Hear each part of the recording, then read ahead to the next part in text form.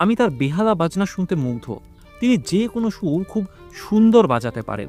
বিষাদের সুর সমস্ত আকাশ বাতাসকে যেন মোহিত করে। এক কথায় অনবদ্য তার বেহালা বাদন। হপ্তান্তে বা তারও বেশি দিন কোনো সাক্ষাৎকারীর দেখা মেলেনি আমাদের বাড়িতে। স্বাভাবিকভাবে আমি ভেবেছিলাম আমার যেমন কোনো বন্ধু নেই, আমার সঙ্গীটিরও বুঝি বা কোনো বন্ধু বান্ধব নেই। কিন্তু আমার চিন্তা যে অমূলক তা বুঝতে আমার দেরি হলো না। দেখলাম সমাজে বিভিন্ন শ্রেণীর মানুষ তার সঙ্গে পরিচিত। লেস্ট্রেড নামে এক ইঁদুর মুখ লোক এক সপ্তাহে প্রায় ৩-৪ বার তার সঙ্গে দেখা করতে এলে, প্রায় আধ ঘন্টা কাটিয়ে বিদে হলে। যেদিন ওই তরুণী এসেছিলেন সেদিন সন্ধ্যায় পাকা চুলওয়ালা এক ভদ্রলোকও এলেন। তিনি খুব উত্তেজিত ছিলেন।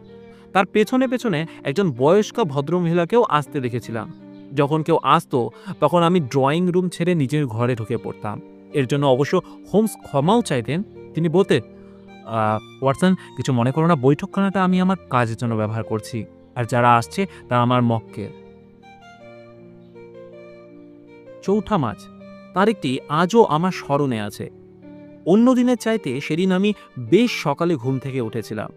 দেখলাম হোমস তখনও তার প্রাতরাশ খাওয়া শেষ করেনি।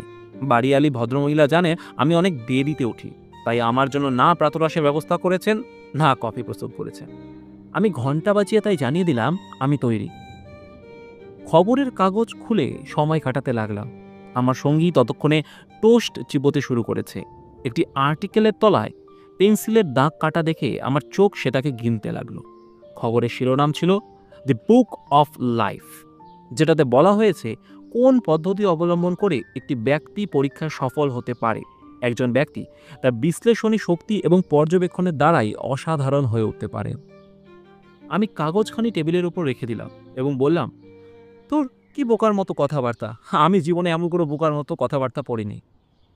কেন, কি হয়েছে? আরে এই আর্টিকেলটা, আমি তো দেখছি তুমি এটাতে পেন্সিল মার্ক দিয়েছো।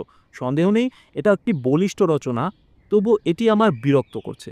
আমার মনে হয় কোনো অলস ব্যক্তি একটি আপাত বিরোধী সত্যের কথা বলতে চেয়েছেন। এটার কোনো বাস্তবতা নেই। এ হলো সস্তায় তালি কুড়োনো। তবুও এর বিরুদ্ধবাদীদের আমি ১,০০০ টাকা দেব। শান্তভাবে শার্লক্স বললেন, তাতে তোমার টাকাটাই চলে যাবে, কারণ আর্টিকেলটা আমারই লেখা। তোমার লেখা? হ্যাঁ, আমি যা ব্যক্ত করেছি তা সম্পূর্ণ কাল্পনিক, তবে এটা প্রকৃতই বাস্তব। আমি এর ওপর আমার রুটি মাখনের মতো নির্ভর করি। কিন্তু কিন্তু কিভাবে? জানোই তো আমার একটা কাজ আছে, আর আমার মনে হয় সেক্ষেত্রে আমি একা একমাত্র। আমি একজন গোয়েন্দা, যদিও তুমি সেটা জানো। লন্ডন শহরে বহু সরকারি গোয়েন্দা আছে। তাছাড়া